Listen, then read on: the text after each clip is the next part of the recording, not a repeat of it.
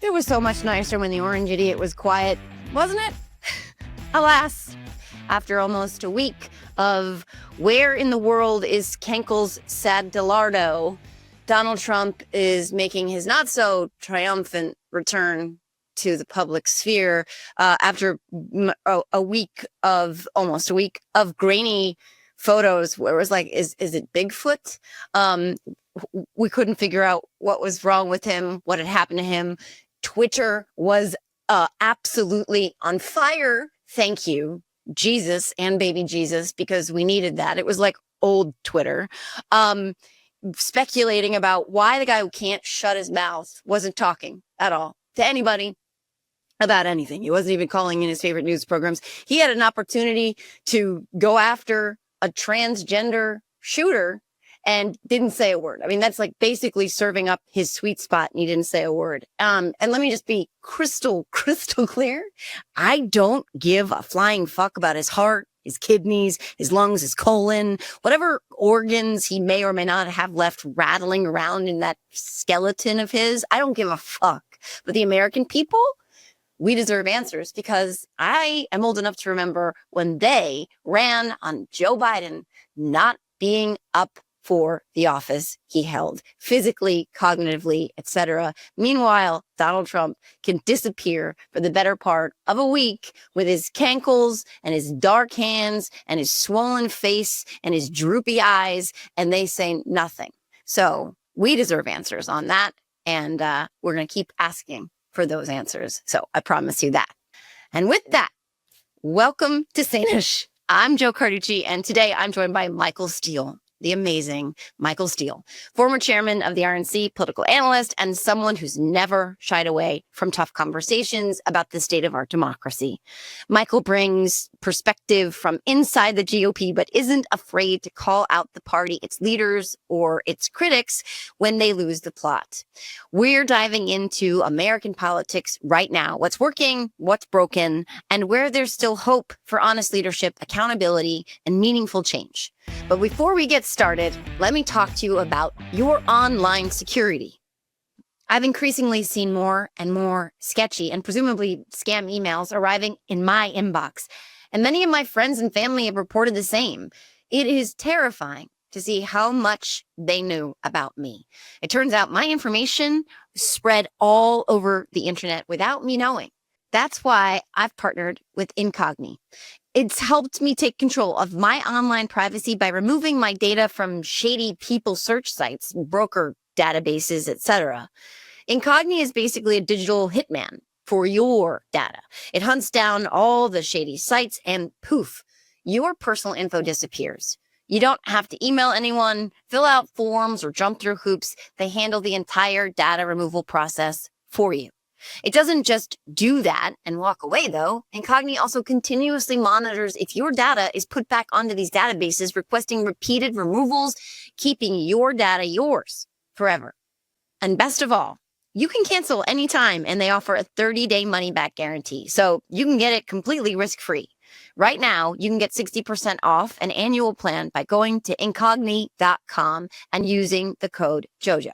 That's incogni.com/JOJO and use the code JoJo at checkout. That's JOJO. Live free from dangerous spam by using Incogni. That's incogni.com/JoJo for 60% off their annual plan. Okay, I'm really glad Michael Steele is here today. So let's get into it. I saw your face, and I swear it was like medicine. It was like, honest to God, it was like injecting disinfectants, you know? Oh, you're so sweet. You're a powerful light inside the body, Michael Steele. Oh, I appreciate you. Love you, Joe. How you doing, girlfriend? Well, I'm better now. I'm better every time I see your face, and Oh, you're sweet. every time I see you just kicking ass on TV, which you do consistently, and it is like, it's catharsis. No, the I only had a guy, person. that's so funny. I had a guy say that. I had a guy yesterday. I was in the store, and he just comes up to me and he stops me and he goes, "Dude, please don't stop kicking ass. Please don't stop kicking ass. I'm like, okay. It's honestly, it's like we don't have Superman or Batman. We have Michael Steele. You are the literal Man of Steel right now, okay? Because this podcast is called Sane-ish, right? Like, because being sane right now is pretty much impossible, but you keep me as close to sane as I can possibly get right now. And then what I fucking love so much is that you're just giving it to anybody who deserves it, which is, I mean, that's what we need right now. Yeah. Yeah. I just wish people were a little bit more honest about that, because we're not alone in this fight. There are a lot of folks who, if they could just step out of the shadow, I'm so sick. You know what I get sick and tired of? And I have zero tolerance for, and I'm hoping more and more people feel the same, is when I hear Democratic members of Congress say, in talking to their Republican counterparts, privately they agree with us, or privately they say, and I'm like, bitch, come on. Can we stop this and just get out front and say, just tell them, dude, I will go stand next to you if you say exactly what you just told me privately, publicly.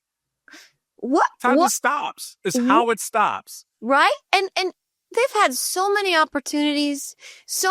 I talk about the Republicans moving the line over and over again for every off-ramp that any sane party would have taken, whether that was grab him by the pussy, mocking a disabled reporter, disparaging a POW, inciting an insurrection, pardoning the insurrectionists, being convicted. They've had all these off-ramps, and yet they just keep moving the line. And what they say privately, like you just said, is, oh, I don't like him. I don't like any of this. What he's doing with Putin, the Epstein files. Why are they what happened? I think in large measure, a lot of it has to do with I think in many respects, the core of the party got splintered and fractured after Reagan. And a lot of it had to do with, you had a concentrated, identifiable enemy, communism, the evil empire, Russia. And for so long, since literally the 1950s. And when that was resolved, I think a lot of the things that sort of served as the glue that you really didn't have to fight over or think about, because there was something bigger to concern your interests on, like I just described. So things like culture and religion and the true economic reality for Republicans, in that they spend a hell of a lot more and tax and don't pay for it, create a lot of debt and deficit. And then don't want to, increase the taxes to pay for that if they won't otherwise cover those expenses. All of that became such a fallacy and became something that they could no longer sustain. So something had to emerge. What emerged was the culture wars. And that seems to be the new evil empire that they go after, that our culture is bad, and therefore everyone who doesn't fit that particular cultural perspective is also bad. That bleeds into immigration. Immigration is not so much a standalone as I think a lot of people may think it is. I think it also ties in culturally, which is why you had that swing in 24 with Hispanic voters, particularly Hispanic men and Black men, culturally.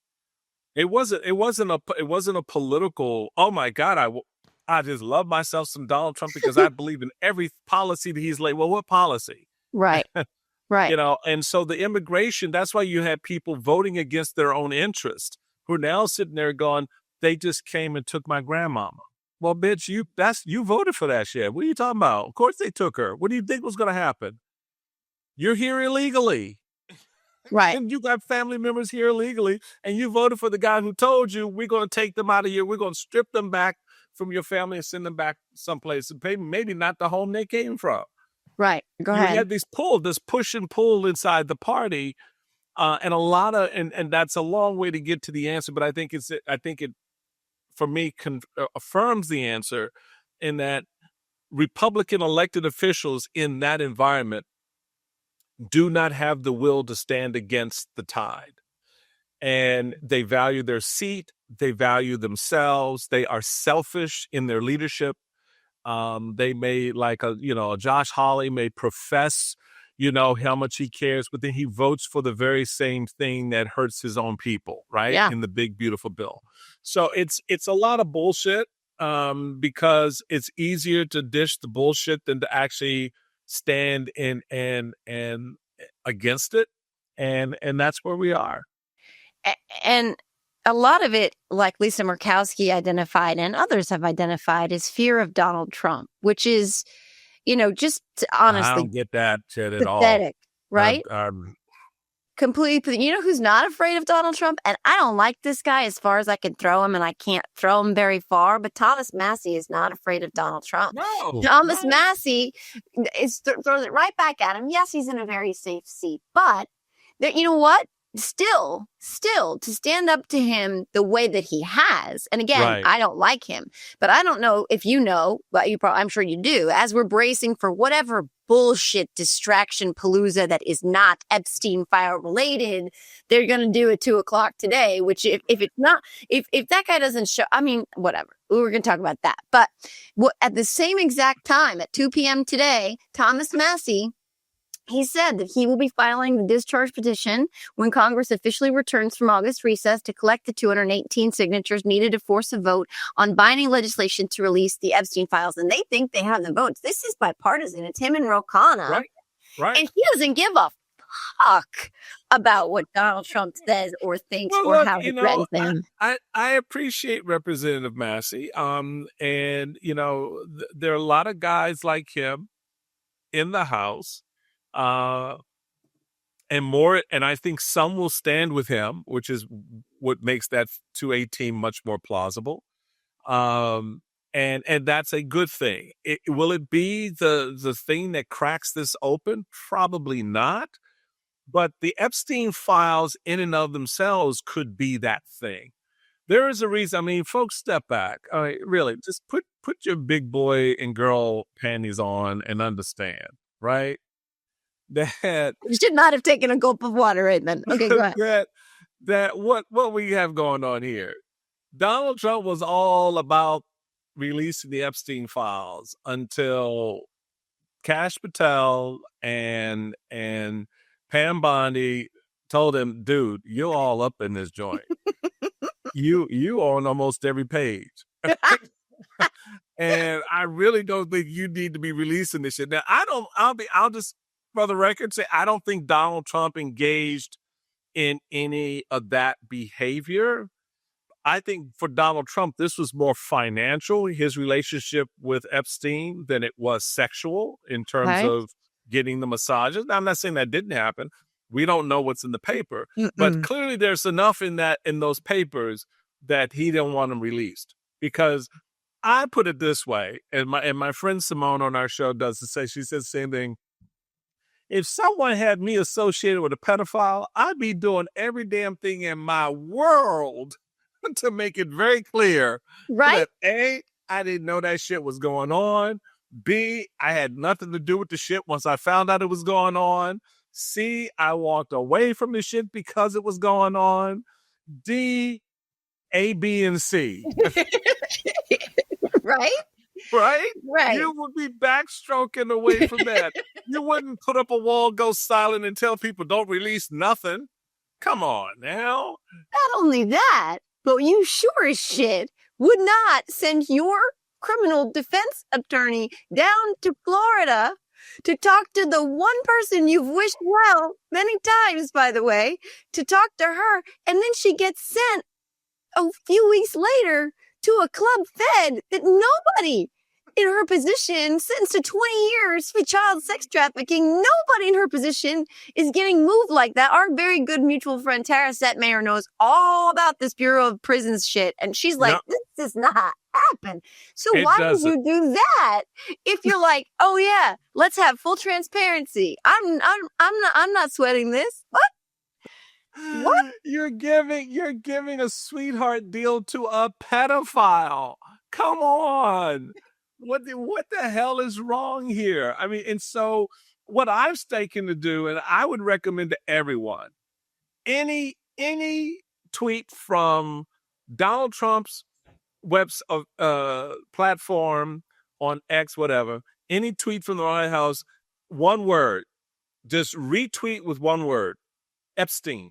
You did that this morning. Retweet with one word. That's it. Yep. Doesn't matter what it is. You don't give a fuck what the topic is. You don't care. Yep. Epstein. Because that's what they don't want to talk about. Certainly that's what Mike Johnson thinks that he's going to defeat, which is why they left Washington early and refused to address the issue. Thomas Massie now is going to say, I'm going to make you address the issue. So you're now going to have this vote. You're not going to be able to distract by renaming the Department of Defense the Department of War, which is an anachronistic term because we are no longer at war, number one. And he doesn't understand why the name was changed in the first place. He's reliving his childhood from the 1950s, his teenage years or whatever he was in the 1950s, because he's old as shit right now. So the reality of it is that's what we're doing. We are stuck in a time warp with a guy who is about as mature. A 10-year-old is more mature than Donald Trump is at 80. Yeah. Yeah. And this Department of War, Secretary of War, it's like the new distraction. I call him the Russian nesting doll of distractions, because this distraction is to distract us from the last distraction, which was meant to distract us from the last distraction. And it all goes back to all of it. Like they want to distract us from the Epstein files. They want to distract us from the fact that he pardoned the January 6ers, that he was the architect, so to speak, of Operation Warp Speed, which is crazy to me that they want us to forget that he did the one thing he actually did, sort of ish, right? But also to distract us right now from whatever the hell just happened with his health for the last 7 days, because the guy who doesn't know how to shut up was really radio silent for the better part of a week, and it was looking pretty rough. Something was going on where a homie was not responsive. And I just, I have to laugh because for 3 days, a whole lot of Americans were like, Hercules. I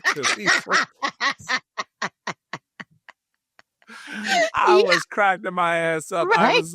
I'd laughing so hard. It was like people, I mean, the firework emojis, the people were just like celebrating. And then of course you had people going on there, just got word he's still here.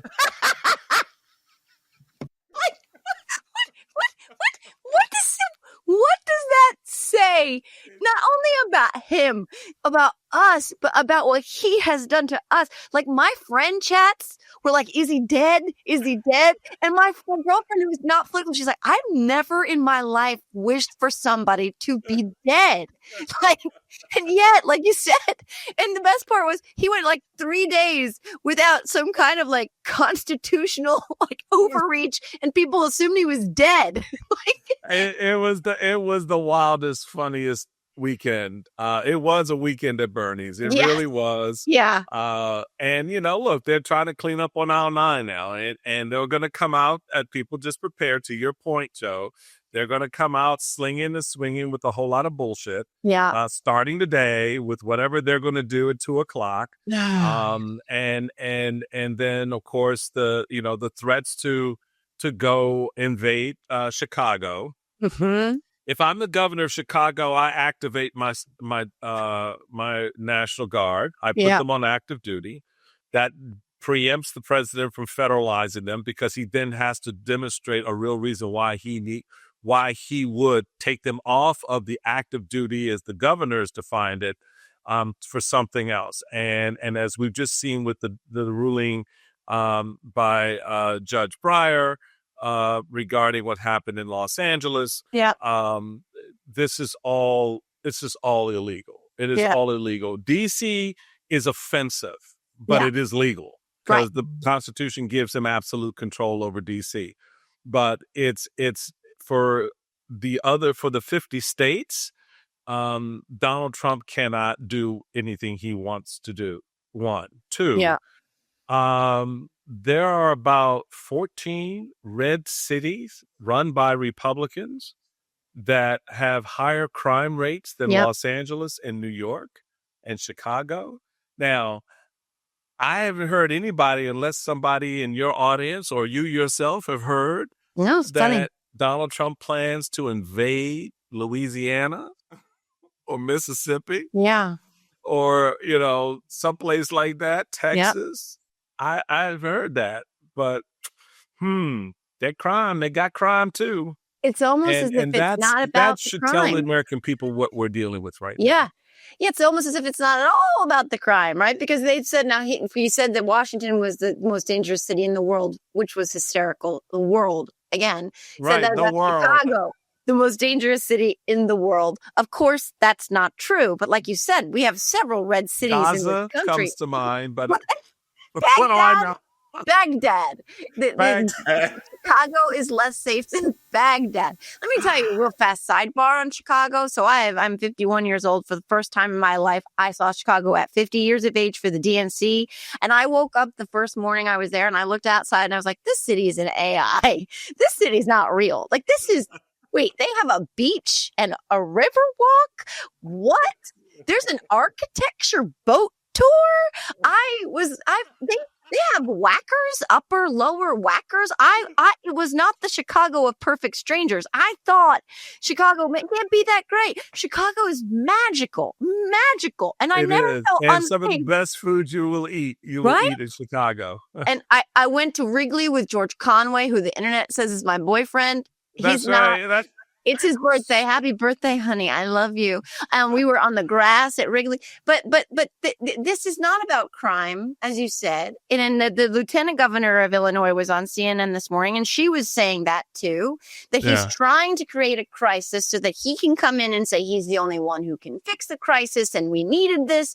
And this ruling in California that says that he cannot do this, it's illegal, and gave Newsom the injunction. It's other than Pritzker, like you said, activating the National Guard. Do you think that this ruling in California is going to stop him in any way from doing this? No, I don't. Well, that's an excellent question, and I think it's an important one for us to come to grips with.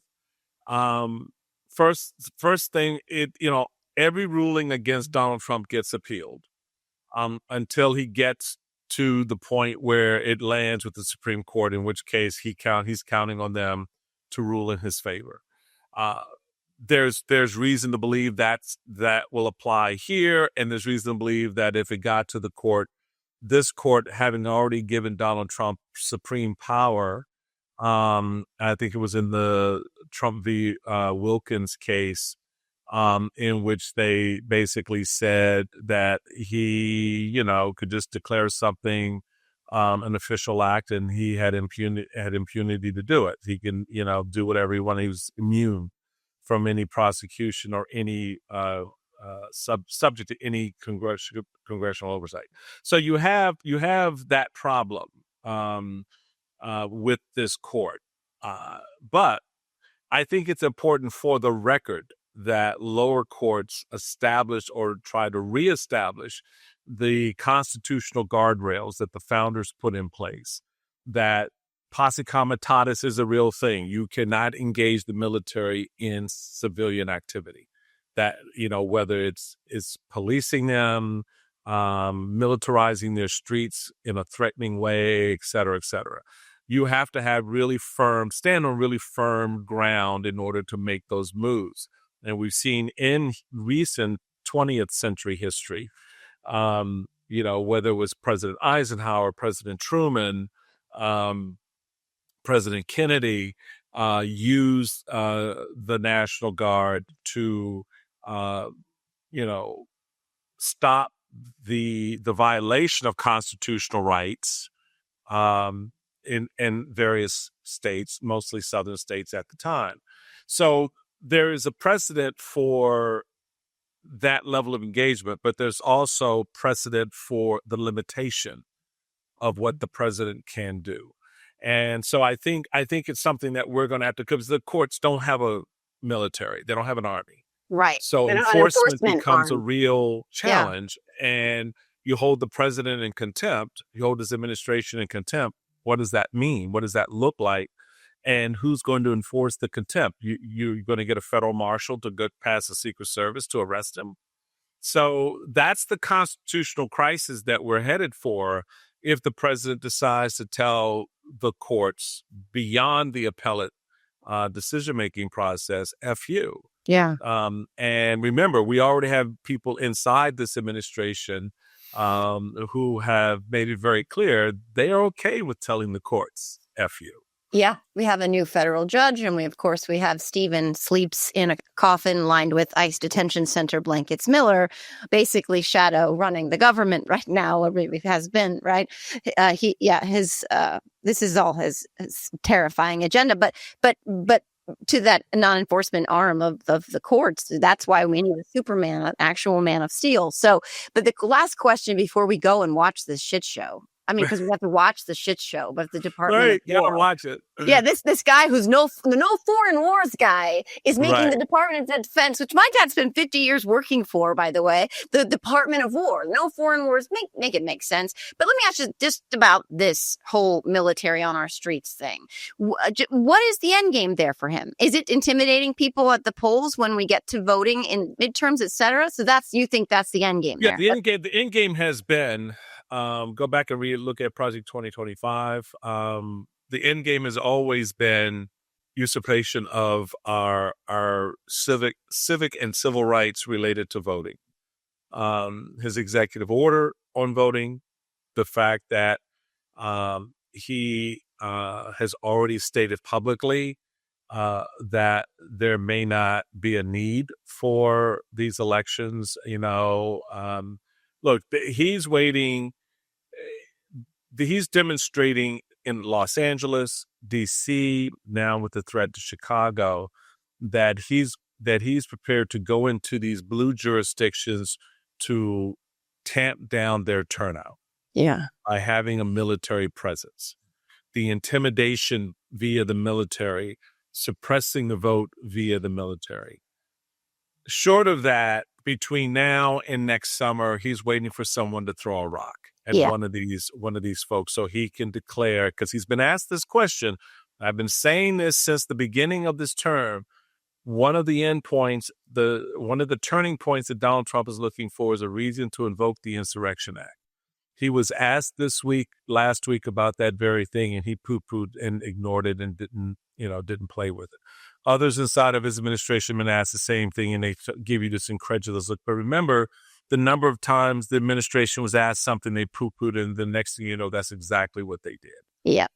So I think we need to be aware that that's the goal here, that Republicans know their internal pollings have shown that on a generic ballot, they get hammered in the House next year.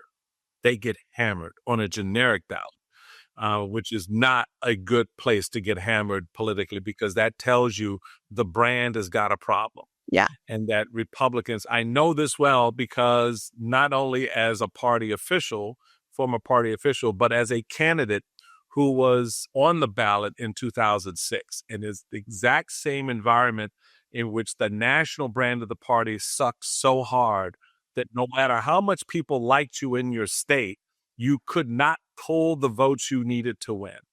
And that's what they're seeing now in the generic balloting. With that in mind, when you know you're about to get slammered and you have an agenda you're trying to get through, and you don't want the opposition party who's now pissed off and ready to come at you with investigations, everything short of impeachment. Right. Because impeachment, just take that bullshit off the table. It ain't happening. And if it does, shame on any Democrat who's sitting there trying to do that. No matter, unless you have 60 votes in the Senate, it's not happening. Yeah, so, it's just an exercise in But you can investigate the hell out of stuff. You can subpoena, and this time your subpoenas will be enforced through the marshals, right? And the Republicans know that. Yeah. And so how do you avoid that? Either you intimidate people away from the polls through the executive orders that he's put in place, the push down to eliminate Mail-in voting. mail-in balloting, and of course, ultimately having military personnel around ballot boxes, and or just declaring a national emergency and suspending the election.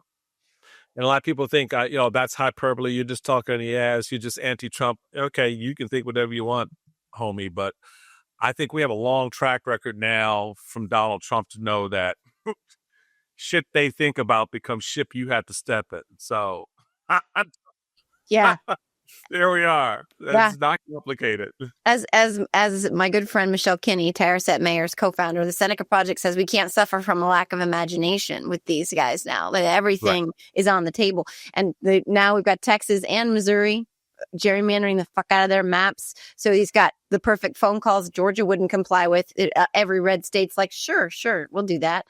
They're desperate because they know if this thing goes the way that it's supposed to go in a functioning democracy, democratic republic, whatever people want to call it, that they're going to lose, and they're going to lose badly. But we can't suffer from a lack of imagination. What did you say? The shit that, wait, because I need to steal that. I think we all know the shit that Donald Trump has said was not going to happen is the shit we wind up stepping in. Yeah. So we need to prepare.